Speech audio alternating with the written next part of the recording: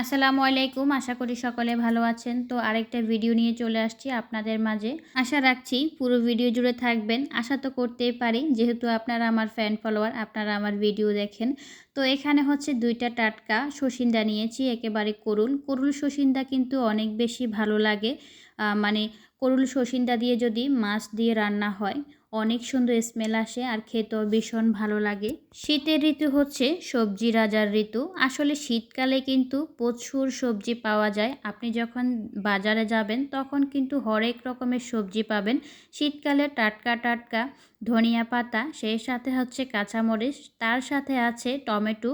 এগুলা দিয়ে তরকারি রান্না করলে কিন্তু ভীষণ ভীষণ ভালো লাগে। আপনার তরকারি যেরকমই হোক না কেন শীতকালের তরকারি কিন্তু অনেক বেশি মজা হয়। আমার কাছে শীতকালের সবজিগুলা ভীষণ ভালো লাগে।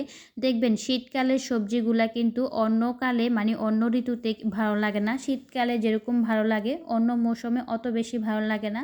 তো দেখেন আপনাদের সাথে কথা বলতে বলতে এদিকে হচ্ছে সসিন্দাটা কাটা হয়ে গেছে। আর এখানে আমি সরিষার তেল মানে পাতিলে গরম করতে দিয়ে দিয়েছি।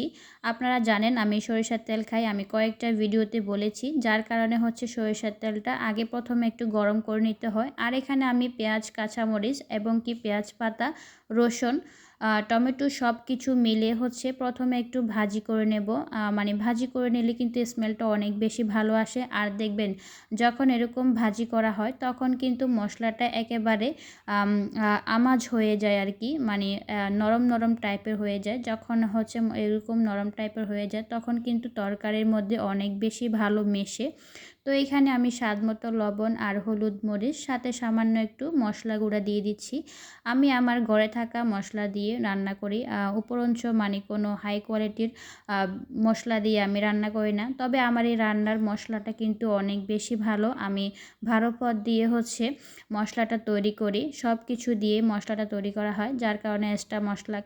তো এই তো দেখেন মাছ আর সসিন্দা নিয়ে আসছি, এখন দিয়ে দিলাম। আর মৃদু আছে এখন হালকা করে একটু কষিয়ে নেব। হালকা করে বলতে আমি এখানে ৩ থেকে ৪ মিনিট আমি এভাবে কষিয়ে নেব। আসলে এভাবে যদি তেলের মধ্যে প্রথমে সবজি আর মাছ একটু কষিয়ে নেওয়া হয় তাহলে কিন্তু অনেক বেশি ভালো লাগে।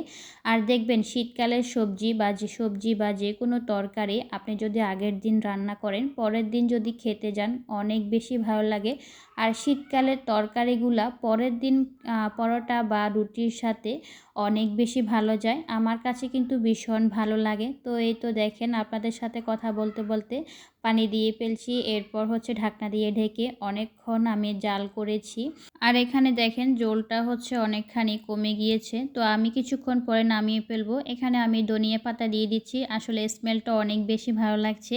তো এই তো এখন তরকারিটা নামিয়ে ফেলবো। তো সবাই ভালো থাকবেন, আল্লাহ হাফেজ।